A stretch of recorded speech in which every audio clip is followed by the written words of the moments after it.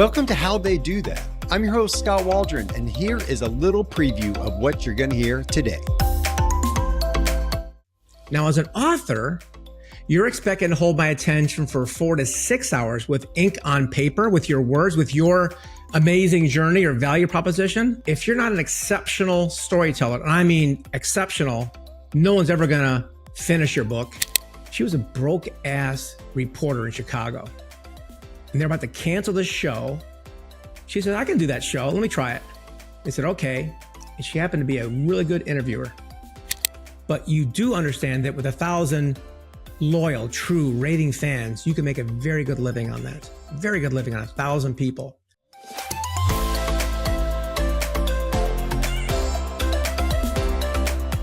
The traditional method of publishing your book is kind of broken.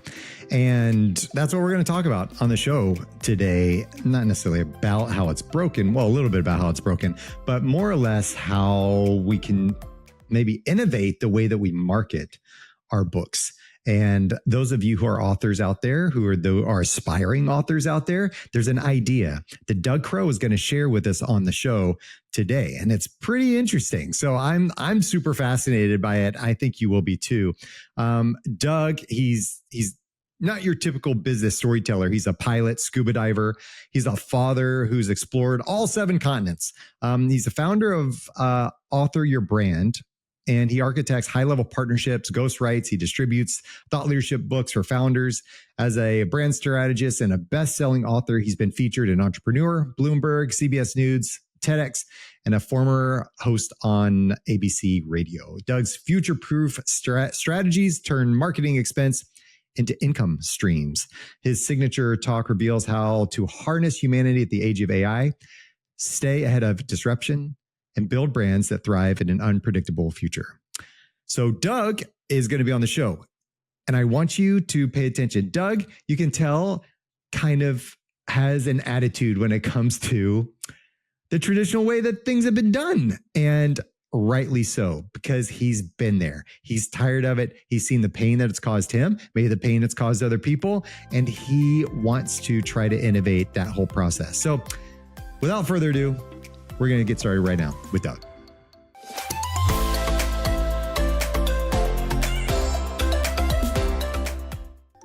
Doug, welcome to the show, man. Appreciate you being here. Great. Thank you very much. Appreciate it. All right, man. This is a super relevant topic, not only for me. I always have people on that I want to learn from. If nobody else learns anything, Doug, at least I'm going to learn something. So, yep, I do the same thing. It's great. Cool. Okay, here we go. This book thing, there's so many opinions. So, it took me like 7 years to write my first book. People kept asking me, you going to write a book? Do you have a book? And I always said, no, not yet. And then I would interview authors on my show, Unlocked, my other show, and I would live vicariously through them. So I never had to write my own book. I was just like, letting you guys promote your own. So I never had to, but I finally did it. Yeah. And now I kind of want to do it again, but I kind of don't, at the same time, it's kind of that thing. But like, is that what you're finding out there with these consultants, coaches out there? What's going on? It's a dynamic marketplace is the best way to phrase it. It used to be that, oh my God, you're on TV. You must be something special. Now look at, here we are. You have your own TV show, right? No big deal. And it used to be, oh my God, you got a publisher to do your book, and then self-publishing came out. Anyone can publish. So every time there's a growth, something new, the disintermediation of media makes it flat for everybody. So media, books, and it's important to be recognized, get awareness for being an author. It still holds value to this day because, well, I could talk about the AI thing at length, but it really, because it's the only marketing asset that you ever will have that is permanent. Think about it. Text, chat, social, email, podcast, speaking, in person, everything we do in marketing, every single thing is temporary. I don't remember what I clicked on 10 minutes ago, let alone commented on an hour ago, except a book. A book is permanent. I've never thrown a book in the garbage can. So it's a permanent foundational asset for your brand. That it is. That it is, man. And and it's kind of like a legacy. Some people will write their book and say, I just want to leave a legacy and I want my kid to be able to read this or to see this later and know what I was thinking or what I was feeling. And I mean, I think that's cool. But tell me about your approach. Like, well, first of all, well, yeah. Let's go there. Tell me about your approach first. Like, I want to understand, because you said this whole idea of like, and I love this. You wrote this when we were talking earlier. I mean, just emailing back and forth. You said the traditional method of publishing: think alone, write, edit, publish, market, hope, pray. Crickets. You know, and then the crickets made me laugh a little bit. It's so much leading up to it. You crush it, and then it's like, okay. You know, it's so weird that if I was going to hire you as a consultant, I could say, hey, I want to hire you right now. Maybe it's $5,000 or something, and you could get started right away. But I want to buy a $20 book from you. Oh my God, to do a well done piece, I need 9 months to craft a really good message. Because when I look at the storytelling process and words using to convey a meaning and whatnot, understand, like Hollywood spends, $100 million with celebrities and explosions and that stuff to hold our attention for just a couple of hours. Now, as an author, you're expecting to hold my attention for 4 to 6 hours with ink on paper, with your words, with your amazing journey or value proposition. If you're not an exceptional storyteller, and I mean exceptional, no one's ever going to finish your book. And if you're not a good marketer, no one's going to even know it exists. So yeah, we've got a very contrarian process that reverses everything for an author to pretty much guarantee they'll get noticed, get brand awareness, and get really some pretty large distribution. But tell me why that model. So the model's broken. You'd go so far as to say it's broken. The traditional model is broken. I mean, even the self-publishing model, like the hybrid publishing model, it's all broken. Self-publishing, hybrid. Think about it. There are about 2 million new books every single year coming out. It's going to get even worse with AI. There'll probably be 10 or 20 million new books, maybe even more every single year. Now you tell me, I mean, did God create any more time in my day? I got 8 hours, maybe 12 if I'm an entrepreneur, 15 if I worked late last night. I don't have time to read all this stuff. There's way too much content out there to pierce it through your clever marketing or through your amazing story or your great social post or your email blast that everybody wants to put in the spam folder. How does an author with a good message, a great story, and a good value proposition get attention in this ecosystem? I don't see anything Tell working. me, Doug. I want to know, man. Like, how do I get attention? Well, we take that. Let's just say the typical author, and even if they use AI to help them with framework, never use AI without human intervention, please, because it sounds horrible, and it's not you. So even if you have really good prompting and it sounds like you and all that stuff, it's not you. You're having a robot represent you. And everybody does it. It's faster. It's easier. I get that. But turn the tables. Do you want to read a book that was written by a robot? Not yet. Okay. I'll say not yet. Fair answer. Do you want to engage at an enterprise level with a big company with a 6-figure contract and you're talking to a robot? No. Okay. That's where we're headed. So what we do is we take this typical process, the write, edit, publish, promote, pray. That whole thing takes maybe, for a well done book, it takes us about a year, 9 months if we're Johnny on the spot. Then you're going to publish, market it, try to get some speaking gigs. You're going through this whole journey as an entrepreneur, speaker, author to try to get the attention of someone. For what purpose? To sell a book? $20? No. Most business authors understand it's a branding tool. It's a business card. It's meant to open doors for your consulting, for your coaching, for your workshop, for your other services you do. That takes a year or 2 or 3 to get to the big leagues. So what if I could compress that into 90 days? Are you ready for it? It's pretty fun. It's fundamental, but what we do. I mean, that's what I think we're looking at, right?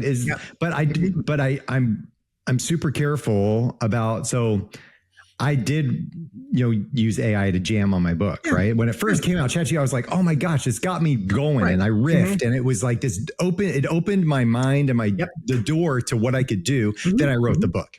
And so that is something that I thought was really valuable. And so speed was important to me. Yeah. So the reason I didn't do traditional publishing at first, I self-published. The reason I didn't do traditional publishing was because, number one, it was going to take forever.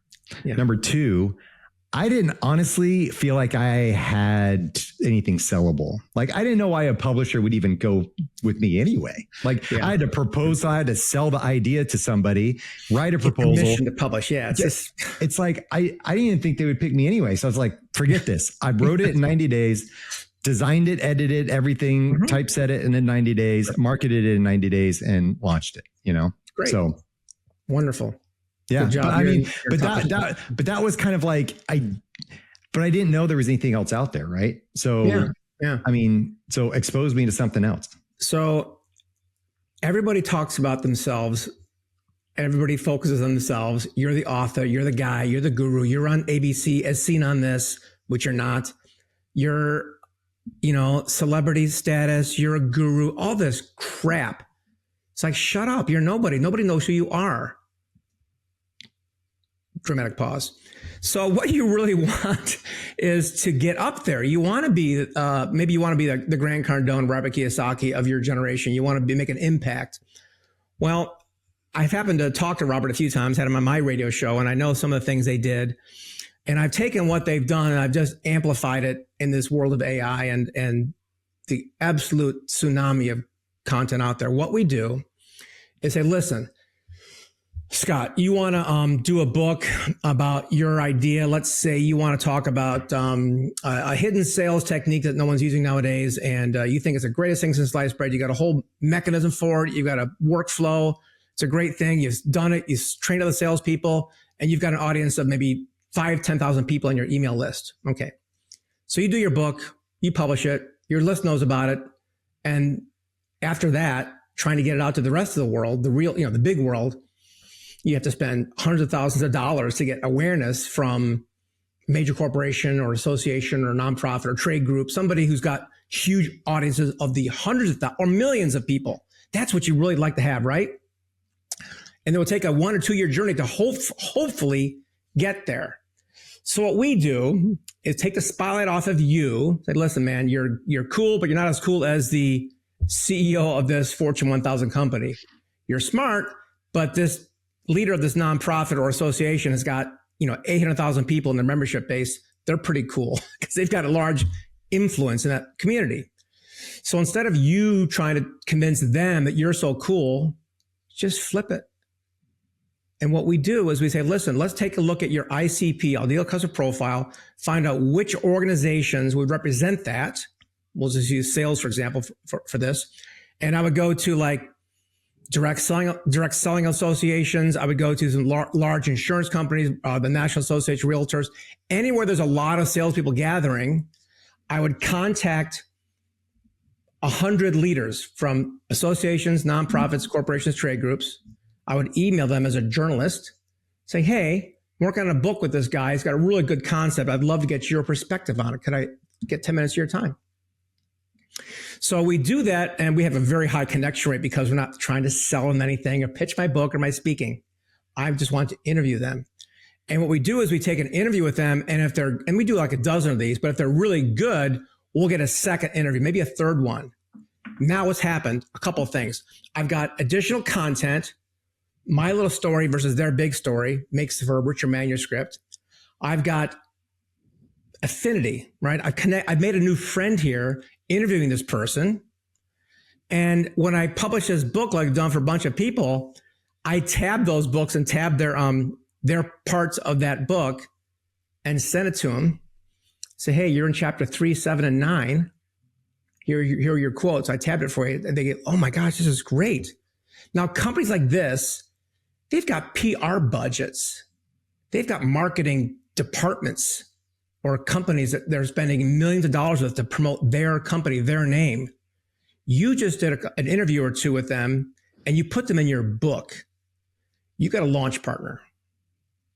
You got a relationship with a big company, a launch partner, and all you did was take the spotlight off of you and put it on them. And as long as your values are aligned with theirs, you're going to have a great conversation and your content will also be perfectly aligned. So we do this for a rapid, digital short read in 90 days. And a full-size book will still take 9 months, but we've interviewed the, American Cancer Society, business chairs, prominent people who represent big organizations. And we put one in there for a short read or a dozen for a big book. And you'll be surprised how big that goes. And nobody knows about it because it isn't on the internet. It isn't on an Amazon bestseller list. Maybe it isn't a New York Times bestseller, but you might have several thousand people reading it in an organization that know you, love you, trust you, like you, and most likely hired you later to consult or do a workshop. There you go.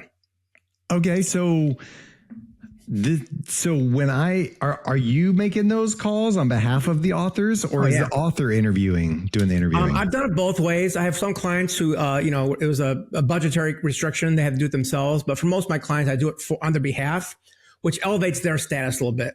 If I'm talking to the CEO or a founder of a big company, they don't want to talk to somebody of lower status, right? You got to come in there a little bit higher status. So I'm a owner of a publishing company. I'm calling on behalf of one of my authors. Love to talk to you. I do that for my VIP clients to get them in the door. Once they're done the interview, I might bring the author in for a second interview or to verify some of the content with them later. Sometimes it goes to the admin or HR or something, or compliance is a big one. But regardless, we're developing a relationship with that entity, that company, and the leader of it through several discussions we have over the course of several months, so that when it comes time to, and I never tell my clients to promote themselves. Just serve, give, publish, share, promote them. I actually go in, we have a whole bunch of other things we do. We go in and promote their company, their website, their LinkedIn profile. We put a lot of love on them. And what happens is you become their super fan, like, oh my God, I love you. Eventually, 9 out of 10 say, what do you do again besides this? Well, I happened to do a workshop on this, uncovering this unique sales technique. Oh my God. You probably had the best salespeople on the planet. Maybe you don't need this. Oh, no, we'd love to hear about it, right? It's sales 101, but when you do that by giving first and put the spotlight on them, we call it the Oprah effect. Oprah, what did she do before she became a billionaire? She was a broke ass reporter in Chicago. And they're about to cancel the show. She said, I can do that show. Let me try it. They said, okay. And she happened to be a really good interviewer. And what did she do besides interview people? How did she become a billionaire? She interviewed people. I'm not saying you're going to be a billionaire by doing this, but I will say that clients who engage with us, we have defined guaranteed distribution for their content because I cheat. I put the distribution partners in the book. Duh. The distribution partners in the book. So you're going through setting this up, giving them a little bit of the spotlight, right? And then shining it on them when you're promoting this thing. Everybody loves to hear about themselves and, oh, look at this thing I said, and we'll put that out there on behalf. And there's a really defined process for connecting with these people. You don't just send them a blind email or go to the LinkedIn profile. You got to do some certain things to get through to them. You're not going to just take any old call. Mm-hmm. So we've got some things we've done over the years to make this happen. We have about a 46% connection rate, and response rates are 10 to 20%. So that's why we can guarantee distribution, because with 100 or 200 targets over the course of several months, we'll get as many as you want in there. And occasionally, like I'm working with one client right now, we're actually going to probably take his core concept of his book and republish at least 3 to 6 versions of it with a co-author from each of the entities, sports figures that we're lining up to work with him. And because of that, he's going to have instant, a million people or more looking at his book when it comes out. Easily. Yeah, that's amazing. Yeah. That's amazing. So what do you think about this whole bestseller thing? Oh God, I got a great story for you on that. Please tell me. So I started out as a ghostwriter, then I built a company. One of my buddies said, "Hey man, people don't want a book, they want a best-selling book." All right. I talked to a friend, taught me how to do the Amazon bestseller, did that for a number of years, promoted it heavily. Real bestseller is a domain that we have. And we can become I guarantee you an Amazon #1 best-selling slot. I've done it 500 times now, at least. And my wife came to me a few years ago and said, that's fake, right? I'm like, no, it's not. They're a bestseller for a day or two. And then to that, what happens? Not much. Says, is that really what a bestseller is? I'm like, I don't know. He said, stop talking about that. Focus on impact and influence, not this vanity metric stuff. That's what it is.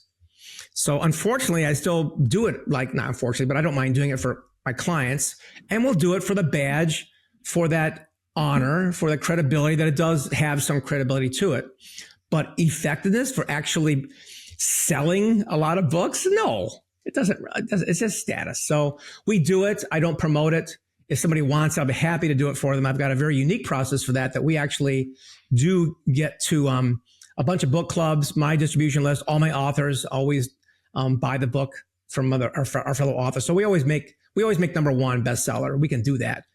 But I'm going to encourage anybody watching this to don't stop there, because you're only bestseller for a week and you got the digital sticker. It's on there. It's on Amazon, and then you're dog dirt after that. So you might as well do a campaign and get other people talking about your book month after month after month.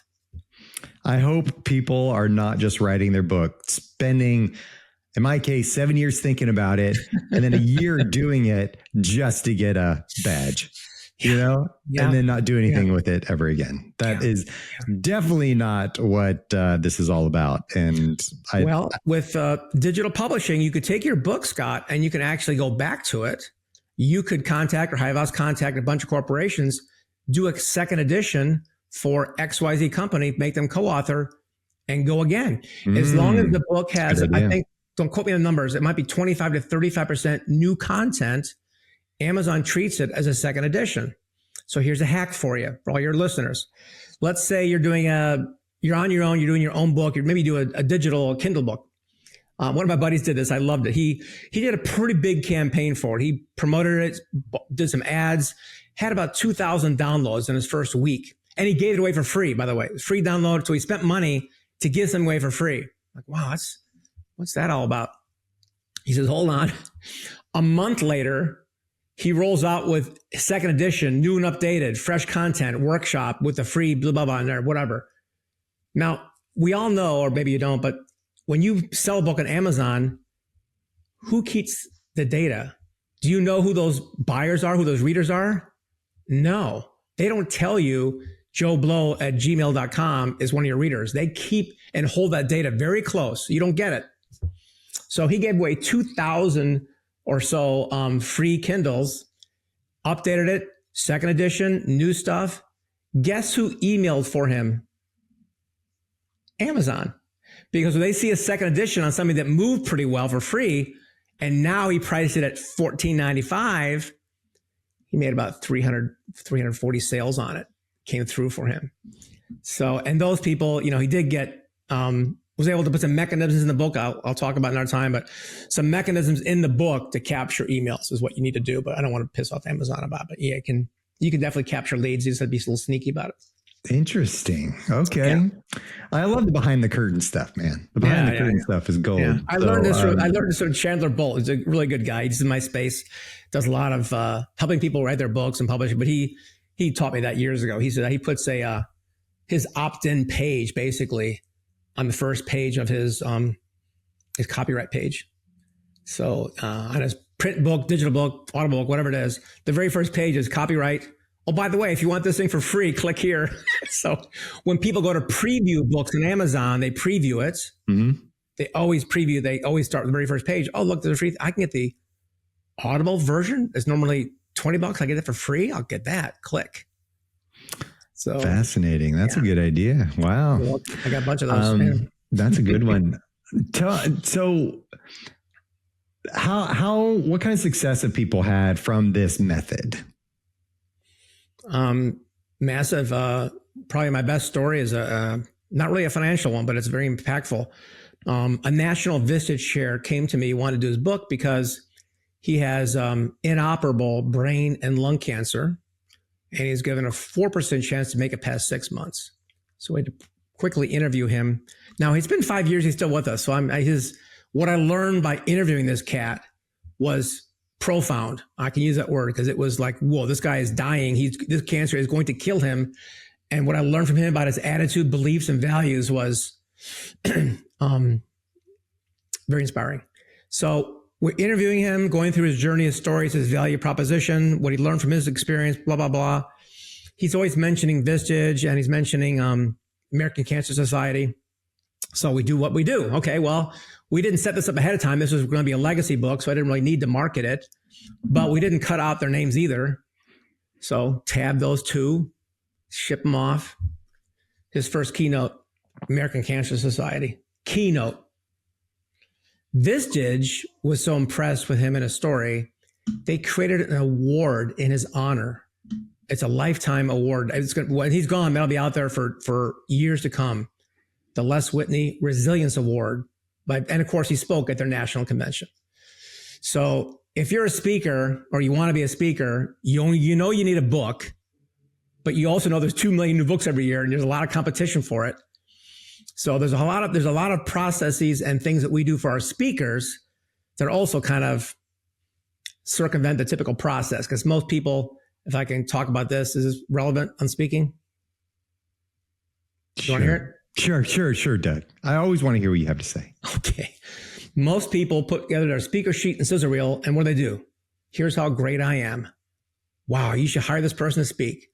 And you've got huge competition with people with no arms, no legs, been shot, gone to war, all these things. And you're like, don't forget the people that have climbed Everest too. And climbed Everest. Hey, don't give Sean Swarmer, my good friend, a hard time. He did Everest on one lung.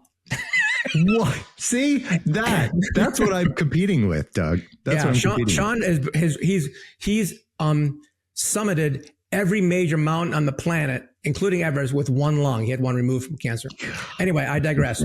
So for speakers, what we encourage them, and we have a process as well, is okay, you've got your one sheet, your scissor wheel, you want to go speak. What does the event organizer want? They want inspiration? Hell no. They want butts and seats. They got to promote this event. They got to sell tickets. They got a million things on their mind. I've done plenty of events. It's a lot of work to do. The last thing you need is, everyone's got an inspirational talk. What do they really want? So our process is, yes, prepare your stuff, filter it out, get your speaking things lined up, and don't pitch. Promote them.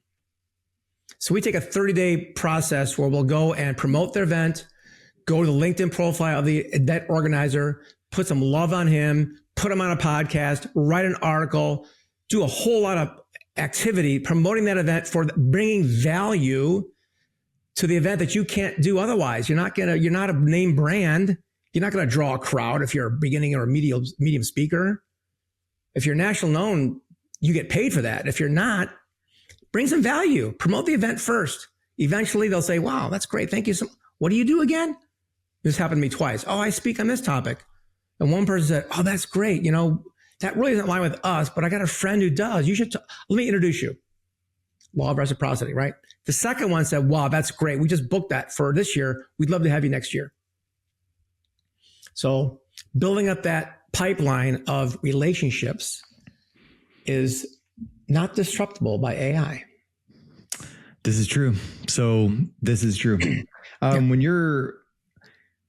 When we as authors, aspiring authors, are out there examining all the opportunities, all the possibilities of what to do, we've got to think about, how do I come up with a concept? And how do I build an outline? Then how do I edit this thing? And then how do I got to hire an editor now. And then I've got to design the thing. And then maybe somebody else is going to design that if I have a publisher. And how much control do I get versus no control? And who has to market this thing anyway? And so when I'm going through all of that, I do have to think about the marketing aspect of things. And this has been really helpful for that.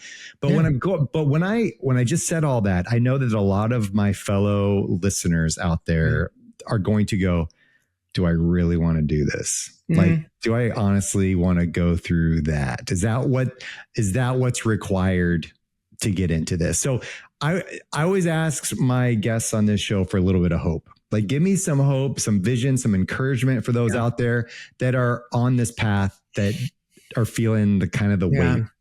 There's a very famous blog from like the early 2000s, late 90s. I forgot. I don't even remember the title, so forgive me, but you can look it up. But it's something along the lines of 1,000 raving fans. And there are 8 billion people on this planet. That's a very, very big number. And the people who are famous have millions of followers. Most of us do not. But you do understand that with 1,000 loyal, true, raving fans, you can make a very good living on that. Very good living on 1,000 people. So it goes back to this whole waves of technology and internet and AI and media, things that have come and gone and been flattened out where we can all do everything. That's okay. I don't really want 100,000 followers. What am I going to do with that? Am I going to have any relationships? Am I going to get 1,000 consulting contracts from that? Not at my scale, not at most solopreneurs and small businesses. I'm not going to do that. So don't worry about it.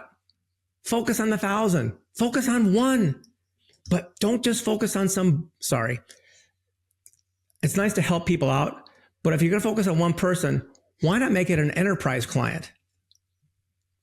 They represent a lot bigger piece of the pie there. So yeah, it's still important to publish. I'm in business. We ghostwrite and publish and market and distribute books for a lot of founders and CEOs every year. I'm not stopping. I got scared for a little while and the AI, got popular, but my TEDx talk nailed it. I said, The Power of Humanity in the Shadow of AI is a title. And I use AI every single day, Scott. I use it for spinning titles, workflows, some short emails. I always edit those. But for writing good stories, AI cannot feel, has no heart, no soul, no experience. It's regurgitating words. It can't really experience things. Only you can as human. So when you inject your humanity into that, people recognize it between the lines. You could feel it. So I believe that books still matter. I mean, Jean-Luc Picard still reads a book in the 24th century. So I think we'll be okay. Yeah, I think we'll be all right. All right. Give me one actionable step for the listeners. What do they need? What's the very next thing they need to do? Wow. For what? To what end? Just to get ready with the book process. Maybe if they're in the midst of writing a book or they're thinking about it, they need to be thinking about the whole thing, right? The whole process. And we've been talking about marketing a lot. I would use AI for research. I would take your idea, your value proposition, whatever it is, articulate it, get AI to clarify it for you, and have it go search major trade associations or corporations, nonprofits, whatever you want, for aligned values, right? And put together an idea where you could work with them on some content. It could be a short read. Don't make it a big book. Just do a short read. And when you do that, and you've got to interview them in a very strategic manner too. I've got a tutorial on that. But if you don't just do like this conversation. When you're doing it for a book, it has to be aligned with your values, with their initiatives. Reading annual reports is generally very helpful, but very boring. So I use AI to scan and summarize annual reports from corporations so I can find out what they're doing. Oh, I can orient my pitch towards their goals, their initiatives. And when I do that, that's why we get really high connection rate, because they understand it. And always treat the gatekeeper as the CEO's right-hand person, because they are. So I hardly ever ask a CEO. I always ask for, hey, can I speak with the, John Smith's admin, please? I go right through. There you go. No, there's no things like gatekeeper. That was two good tips. So that's good, man. Thanks. All right, Doug, thanks for the gold, man. Is there, if any of my listeners want to check you out, what do they do? I've got a couple of things. Number one, I've got a free assessment. If you got an idea for a book, I'll spend some time with you on a phone call and just go through it. You can go to authoryourbrand.com/go. And I do this thing called vet and validate, where we'll vet and validate your idea. I'll go pull 100 Amazon 3-star reviews, because 1-star people are angry, 5 stars is somebody's mother. But a 3-star review always tells us what they liked, what they didn't like, what they liked, what they were expecting. and we collate those into a pie chart, I can tell you with certainty, this is what your audience really wants to hear about. So we do that, plus do the dissection on your title and stuff. I'll help make sure your book actually works if you publish something. Oh, that's cool. I dig that, man. I dig it. Okay. Authorbrand.com/go. Okay. Nailed it. Doug, thank you, sir. It's been good. I appreciate it, man. It's been again, I don't know if anybody else learned anything, but I sure did. So Doug, it's awesome, man. I appreciate you. You bet.